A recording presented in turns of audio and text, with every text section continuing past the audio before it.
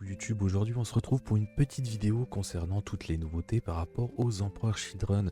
Pour rappel, on a eu, il y a à peu près de ça 2 semaines, l'annonce d'une boîte Emperor Children où il y a pas mal de nouveautés, c'est-à-dire même toutes les nouveautés, avec un codex spécial, des petits artworks assez sympathiques, ce genre de choses, et pas mal de visuels sur les nouvelles unités. Aujourd'hui, le 25 février, on a eu un petit leak fort intéressant pour nous dire que dans les 22 datasheets, comme on pouvait voir dans la pré-preview, la totalité, malheureusement, des unités qui sont présentes. Et effectivement, aujourd'hui, un petit peu déçu. Alors pour le coup, on retrouve bien évidemment Fulgreen, plus le Lord Exultant, le Cacophoniste, un sorcier, le démon de Slanesh avec et sans elle, les Flawless Blades, les Chaos Spawn, les Tormentors, les Infractors, et Terminator, qui visiblement d'après les rumeurs sont quand même assez forts, mais on verra ça le jour où on aura la datasheet sous les yeux. Le Land Raider, le seul char longue distance qu'on aura. Les Noise Marines, d'ailleurs on fera un petit point là-dessus, il y a pas mal de rumeurs, et peut-être de vraies rumeurs qui tournent dessus, où on a quelques profils qui peuvent être assez sympathiques. Le Eldrake. Oui, le Eldrake pourrait Advance Charge, potentiellement T1. Ouais, mais ça reste le Eldrake malheureusement. Le Mollerfind qui peut être pas mal, mais sur l'étape WTC, je vous rappelle qu'il a un gros cul, donc il aura du mal à passer un peu n'importe où. Les Rhinos, ça pas de souci. Et en démon, compléter du coup les datasheets un petit peu plutôt Chaos Space Marine. Galaxy Hellbane, pourquoi pas. Les gardiens des secrets, donc les Keepers, les démonettes, les Fens et les Seekers. Donc les Seekers, c'est les chariots. Oui, oui, oui, oui. Alors, un petit peu déçu. Un petit peu déçu parce qu'on n'a pas le deuxième kit du Mollerfend qui est le Forge Friend. On n'a pas de char longue distance. Pas à la rigueur, on aurait pu encore se dire bon, c'est pas grave. Et du coup, on n'a pas de backlane présentement. Et ça va être un petit peu à le cul entre deux chaises. Après, il me semble que ce soit les Tormentors ou les Infractors, il y a une des deux unités, il y a le sticky objectif. Ça peut être ok tiers. Voilà. Mais bon, ça nous laisse peu de choix en finalité. Il faut savoir que au niveau des dernières reviews qu'on a eues, et avec le Magnific Forge Friend en rose, enfin Mollerfend pardon en rose, on a eu des nouveautés. Donc sorti hier le 24.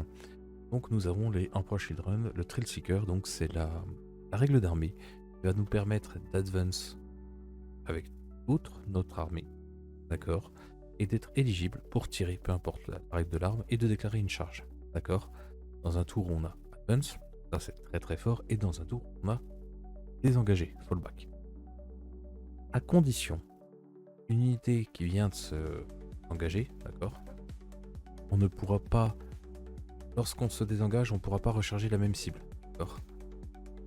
Ça c'est une des choses qui peut être un peu contraignante, mais ça permet de faire de la place pour une autre unité et du coup d'avoir quand même une utilité de tirer et de charger. Ça, pourquoi pas. Ça permet de faire des petits tricks de mouvement, de venir je viens te lock, mais de toute manière, soit tu te barres, soit je me barre et je pourrais quand même tirer et ou charger une autre unité, mais pas celle qu'on vient d'engager, qu'on vient de quitter. Ou alors, si on a advance, on ne pourra pas cibler la même unité. Une autre unité Emperor Children qui aura également elle aussi advance. On a une unité ennemie qu'on va appeler A, d'accord, qu'on a, on a deux unités Emperor Children B et C. Si B a advance et que C aussi, nous ne pourrons pas charger une unité A. B ou C devra charger une unité X ou Y, peu importe. Ça va demander beaucoup de tokens sur table, je pense, ou un énorme cerveau pour se souvenir, pour que ce soit clair pour nous et surtout que ce soit clair pour l'adversaire. Ça peut impliquer sur son gameplay par rapport à des stratas. Ça risque d'engranger quand même pas mal de misplays involontaires. Malheureusement involontaires. Mais j'aime bien, parce que c'est pas juste toute l'armée à Advance Charge Tir gratos. Il y a une contrepartie, mais qui va faire des nouveaux cerveaux à pas mal de gens, je pense. Il va falloir avoir beaucoup de papier ou de post-it ou de jetons pour pouvoir faire les choses. Donc une règle d'armée qui est pas mal, sachant que je rappelle que on avait vu une Fractor, il me semble, qui ont un mouvement de 7. Et les Tormentors, enfin bref. L'armée a quand même un énorme mouvement. Ça c'est pas mal. Ensuite on va commencer avec la coterie de Concept 10. Je sais pas ce que ça veut dire. Bref, peu importe. Pledge to Prince. Alors, la règle est assez simple. C'est-à-dire qu'on va effectuer un pari à condition que notre seigneur de guerre soit sur table. Ça veut dire pas dans un rhino, pas en réserve. Si on a rempli ces conditions, on va pouvoir générer des points de pacte à condition de remplir certaines conditions. La condition est que on va parier. Par exemple, je vais tuer au T1, je vais tuer 3 unités chez toi. D'accord? Pour avoir tué ces 3 unités, je vais gagner 3 points de pacte et c'est cumulatif au nombre. Au fur et à mesure des rounds, bien sûr, d'accord? On a 3 points de pacte, c'est-à-dire qu'au début du tour 2, on va avoir la reroll des as à la touche et la reroll des as à la blesse. On aura 3 points. Au tour 2, on dit 3 unités, on passera à 6, etc. On pourra avoir létalite, sustainite, les rerolls des as à la blesse et touche, et on pourra effectuer des 5 plus. Les bonus sont extrêmement forts. Si on ne réussit pas par contre un pacte, c'est-à-dire que si on ne tue pas au minimum le nombre, donc je te tue 3 unités et que j'en tue que 2, malheureusement, notre seigneur de guerre va se prendre des 3 blessures mortelles et en plus, on ne gagnera pas les points. On ne gagne pas les points, d'accord, qu'on prenne des 3 blessures mortelles sur le seigneur de guerre, c'est pas dérangeant en soi, parce que c'est le contre-coup. Par contre, le fait qu'il soit obligatoirement sur le champ de bataille, c'est-à-dire que s'il est dans un transport, on l'a dans l'os, s'il est en réserve, on l'a dans l'os aussi.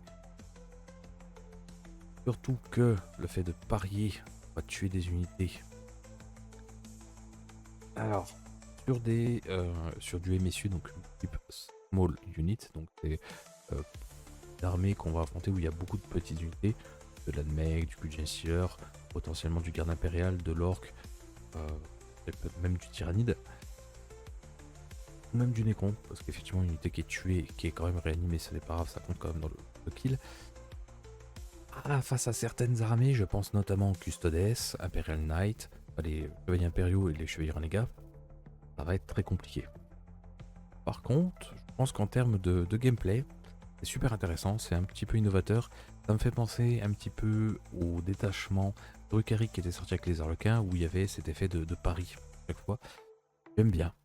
Après, ce sera peut-être pas le plus utilisé pour la règle de détachement. Après, on peut toujours dire, je prends une unité, comme ça je vais chercher les reroll hit et reroll bless. En plus d'avoir la zone charge tir, des engages tir charge, hein, bien sûr. Sachant que le 7+, alors c'est pas fluff, c'est 7. Et 7, comme dirait Bob l'éponge, c'est un bon chiffre pour la Deathguard, pas pour Slanesh. Bref. On va passer à 2 optimisations qu'on nous présente. Il y a la première optimisation, donc Pledge of Eternal Servitude, donc quelque chose de la servitude éternelle. C'est-à-dire que la première fois que le porteur est détruit, un test de commandement, à la fin de la phase, d'accord, il est réussi, on remet en place le porteur de cette optimisation, près que possible, blablabla, avec des 6 points de vie. Sachant que ça ne peut pas dépasser sa caractéristique de points de vie. Ça c'est un petit peu... Mais voilà. C'est pas mal. Je trouve que c'est pas mal. C'est une bonne optimisation. Avoir son coup en point et avoir les châssis qui peuvent le porter. Après on voit Emperor Children modèle Oni. Ok. Donc c'est à dire potentiellement sur un prince démon. Des 6 points de vie, sachant que on peut faire un as. Pas ce qu'il y a de plus fort non plus. Et avoir les règles. Peut-être qu'on aura un moyen de régène. Peut-être qu'on aura moyen de faire quelque chose. Mais voilà. A voir si c'est 10 points, pourquoi pas. 10 points. Si c'est 15, c'est pas spécialement qu'on ira chercher pour 15 points. A voir aussi les 2 ou 3 autres qui pourront être présentés. Et nous avons un petit stratagème à la phase de combat. Alors, une unité Emperor Children d'infanterie de notre armée. Ça c'est la cible. L'effet jusqu'à la fin de la phase, chaque fois qu'une unité, qu'un modèle ennemi à portée d'engagement de notre unité est sélectionné comme cible. Alors je l'explique mal, mais grosso modo, chaque fois que l'adversaire qui est à portée de notre unité qu'on a sélectionnée, il devra taper dessus. Voilà. Ça va permettre de tanker. À voir les châssis qu'on a, parce que si on est sur du marine standard, Le marine standard, ouais, voilà, ça va être dans du 4, ça va être 2.10 sauvegarde à 3. Malheureusement, ça va pas être foufou. Par contre, moi je vois que c'est marqué Emperor Children Infanterie. Donc ça voudrait dire potentiellement que ça marche avec les nouveaux Flawless. C'est mis en casque, alors c'est pas ici, c'est là, c'est avec les previews du LVO. C'était, alors ça c'est comment encore si je vois. Voilà, c'est nos amis à grandes épées. Pourquoi pas? Eux ont l'air d'être 2 fois la taille d'un Space Marine, donc peut-être 3 points de vie. Peut-être une vue à 4, je sais pas, enfin, un fin up à 5, des choses comme ça, donc ça leur permettrait de tanker. Après, autre chose que je me dis via ce stratagème, ce stratagème là, Emperor Children Infanterie. Emperor Children Infanterie. Est-ce que les démons qui sont du coup dans le codex Emperor Children auront le mot-clé Emperor Children? Parce que du coup, on pourrait envoyer sur des démonettes, sacrifier, s'en servir comme cultiste tampon de corps à corps. Pourquoi pas? À voir, ça m'étonnerait qu'ils aient le mot-clé Emperor Children, soyons honnêtes. Mais on sait jamais. Ça pourrait donner un petit combo sympa. Ça, c'est vraiment pour tirer, essayer d'aller gratter jusqu'au fond du tiroir. Par contre, moi, je vois clairement ça sur du Terminator. On va charger avec notre Terminator pour que ce soit eux qui encaissent les dégâts. Une sauvegarde à 2 de base, on a vu à 5. 3 points de vie si je dis pas de bêtises, les Terminators. Ça peut être pas mal. Peut-être qu'en Slaneige, peut-être qu'ils ont un Finopane, peut-être qu'ils ont... Oui, parce que la meilleure invue, ce serait plutôt pour Tazensan, pour Tsinch. Donc je pense peut-être un Finopane. Pourquoi pas? À voir, on verra avec les datasheets quand on pourra les avoir. Ensuite, nous avons le Internal Rivalries. Ça, actuellement, pour moi, c'est mon détachement préféré. En termes de, pas de gameplay, ni de complexité de jeu, ni quoi que ce soit, mais ça reste pour moi, là tout de suite, dans un milieu compétitif, dans une optique de compétition, ça restera le meilleur. Je vais m'expliquer juste après. Déjà, règle de détachement. Les Emperor Children caractères, donc c'est-à-dire unit. Les personnages qui lient l'unité et le personnage vont pouvoir ignorer tous les modificateurs, enfin certains ou tous les modificateurs à leurs caractéristiques de mouvement. Ainsi que tous les modificateurs, je veux dire tous les modificateurs pour toute une partie pure, au jet d'advance et de charge effectuée pour eux. Déjà ça permet de s'assurer que notre armée de corps à corps, puisque comme vous l'aurez compris, c'est une armée de corps à corps, on est sûr et certain de ne pas se prendre une grenade de dos qui nous mettra moins de ce genre de mécanisme. Ça, je trouve ça déjà très bien. Et je te divise ton advance par 2, ta charge par 2, ce genre de choses, on les ignore. Gratuitement du moment qu'on ait un personnage ou qu'on lit une unité, que du coup l'unité gagne le mot-clé personnage en prochain draft. Ça c'est très bon. Et aussi, au début de la bataille, notre unité qui est notre seigneur de guerre, donc soit notre personnage qui rejoint une unité, ou soit simplement le personnage, en espérant qu'ils aient quand même mis la règle pour que Fulgrim, s'il est inclus dans une armée, doit être le seigneur de guerre, va devenir notre unité, enfin notre champion, le favori de notre armée. La première fois lors d'un tour Emperor Children, the first time in each player's turn that an Emperor Children character unit from your army destroy enemy. D'accord. C'est-à-dire qu'à chaque fois, enfin à chaque tour, à chaque fois qu'une unité Emperor Children caractère, donc personnage ou unité, va détruire une unité ennemie, après avoir résolu ses attaques, ils deviendront les nouveaux favoris, en remplacement du dernier. Chaque fois on est favori, on pourra faire la full relance des blés. Et ça, je trouve ça très très fort. Parce que là, on parle bien mec, une attaque. Oui, mais corps à corps, il n'y a pas, enfin tir, il n'y a pas grand chose. Vous allez voir qu'il y a des petites rumeurs comme ça sur certaines armes soniques qui font plaisir. C'est au bolter lourd bien vénère ou du semi-canon laser. Pour pouvoir faire la full relance des blesses, à condition bien évidemment que que Fulgrim ne soit pas seigneur de guerre, et ça m'étonnerait clairement. Ne serait-ce qu'avoir la full relance des blessures. C'est très très bon. Et un peu ça gratuitement, donc ça va demander du séquençage pour le faire sur ce qu'on veut à tel moment, en espérant qu'il n'y ait pas de craquage positif ou négatif, enfin surtout négatif en l'occurrence. J'aime bien, j'aime bien. Mais déjà, même sans avoir la full relance des blesses, le fait d'avoir aucun modificateur à l'advance charge et au mouvement, c'est très très bon. On nous donne deux strata. Il y a le Beautiful Death, donc la mort magnifique. Grosso modo, c'est un Fountain Death sur du 4+, pour un CP, donc ça c'est habituel. Sauf qu'on peut rajouter un si on était favori. Voilà. Si on est favori, on pourra, sur du 3+, combattre en mourant. Moi je dis c'est un bon stratagème. Voilà. On a l'habitude de taper en mourant sur du 4+, pour un CP. Là, si le fait le champion de l'armée est attribué à l'unité qui vient de mourir, sur 3+, on tapera, c'est un petit bonus qui est sympa. Donc ok. Après, personnellement, en tant que compétiteur, je préfère payer 2 CP et taper quoi qu'il arrive. Là, c'est soumis à un 4+, donc c'est de l'aléatoire, etc. Mais c'est un peu contrebalancé, voilà. Ça passe à 66% de chance de réussite avec le 3+, si on est favori. Ça c'est pas mal. Ethnic Jalousie. Et c'est ce stratagème qui me fait aimer ce détachement. À notre phase de tir ou à la phase de combat, juste après qu'une unité en Shieldon caractère de notre armée devient favori, ou juste après qu'une unité champion de notre armée détruit une unité, notre Your Army's Favorite Champion Unit, c'est-à-dire notre armée de... Jusqu'à la fin de la phase, chaque fois une unité contenant un personnage ou étant un personnage n'est pas favori, effectue une attaque.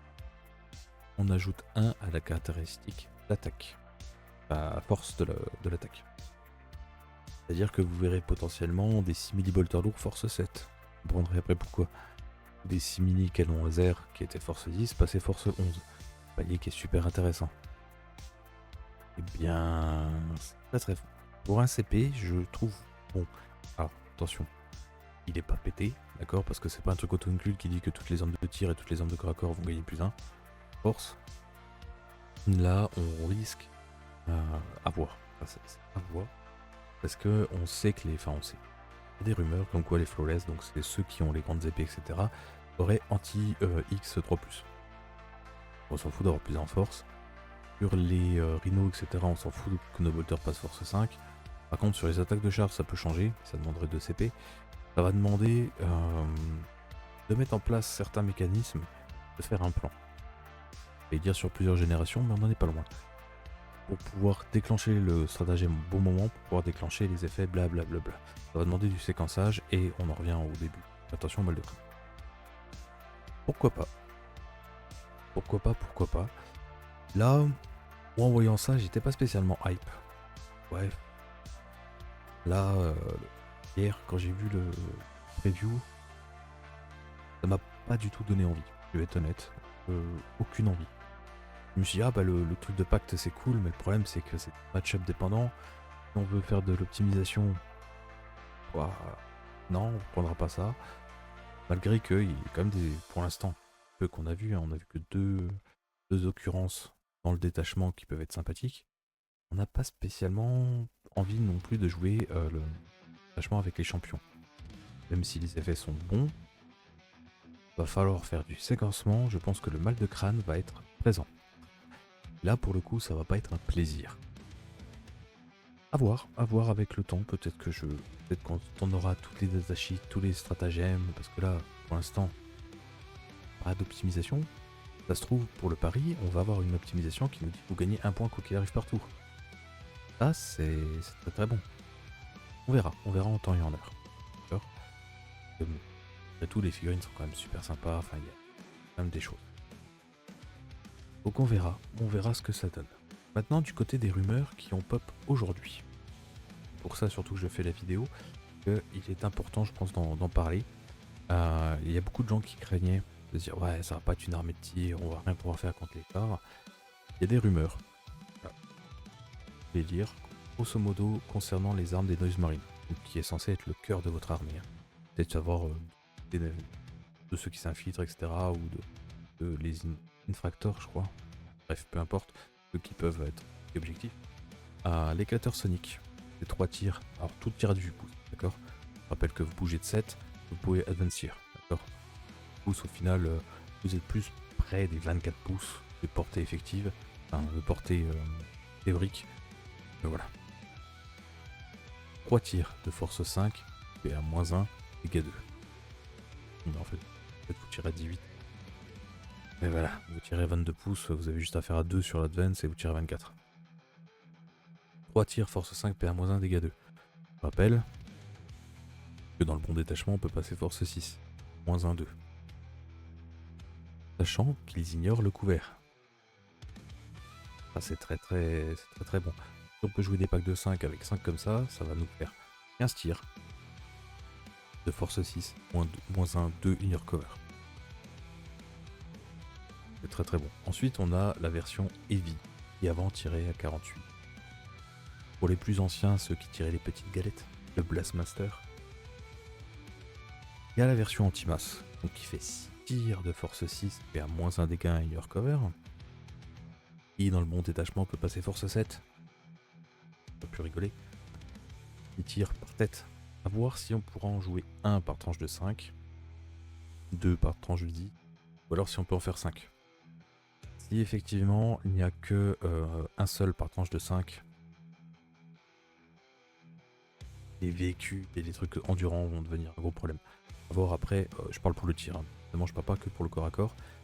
À voir à ce moment-là ce que ça pourrait donner. Et nous avons la version anti-char avec 3 tirs de force. Et à moins 2, dommage 3 flat. Alors, à l'écrit c'est marqué D3. On ne sait pas si c'est D3 dégâts, on lance un D6 et on divise ça par 2.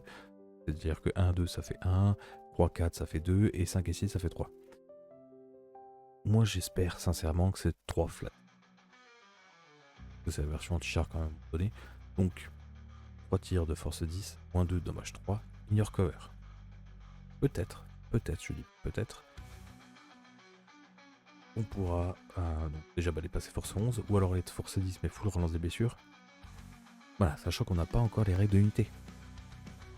Peut-être qu'il y a un petit truc qui fait que... Mais si on peut en avoir, comme on voit sur la photo... Alors c'est pas sur celle-là je crois. Non, ça c'est les infiltrators et puis les tormentors. Voilà. Et ici donc ça c'est le heavy. Là moi j'ai l'impression d'en voir 2 le heavy. D'accord. On en a 2 et là on a 3 éclateurs. Là on a 2 Blastmaster, 3 éclateurs. J'espère sincèrement que c'est juste pour la photo qu'ils les aient montés comme ça et qu'on n'est pas obligé d'avoir cet équipement là. On peut faire 5 éclateurs ou 5 Blastmaster, voilà. Vraiment avoir des unités spécifiques qui vont faire que l'anti-char, enfin, ou plutôt, que l'anti, etc., etc. Ça peut être pas mal. Et la portée 18, non, on peut toujours débarquer de tir, enfin, advance tir. Un mouvement de 7. Voilà. Et avoir le prix aussi. Puisque le prix en points, comme dit, l'unité va falloir qu'elle se rentabilise. Si elle peut pas one-shot un rhino, ça va faire comme les Avox Space Marine du chaos, ils vont rester malheureusement là où ils sont. Bon, c'est des figurines qui sont belges. Ça rappelle bien les anciennes figurines, voilà. Même si le Blastmaster est pas assez long à mon goût.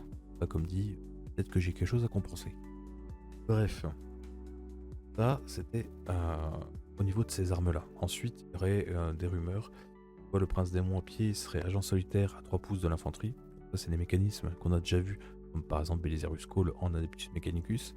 Et il aurait une aura à 6 pouces qui donnerait plus d'un en pénétration d'armure des armes lors de la phase de charge à 6 pouces de lui. Et sur un de plus, il pourrait quand même combattre en bourrin. C'est pas mal. C'est pas mal. Après, est-ce que le prince démon sera joué ou pas? Ça, on verra la datasheet. Comme dit, s'il manque de patates, s'il a pas beaucoup d'attaques, s'il est cher... voilà, à voir par rapport à son homologue qui lui a des ailes. Donc c'est à peu près tout qu'on a sur les Emperor Children pour aujourd'hui.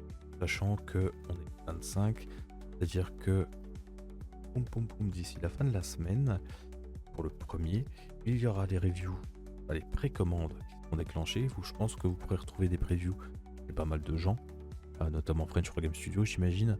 Même on aura la totalité des leaks là.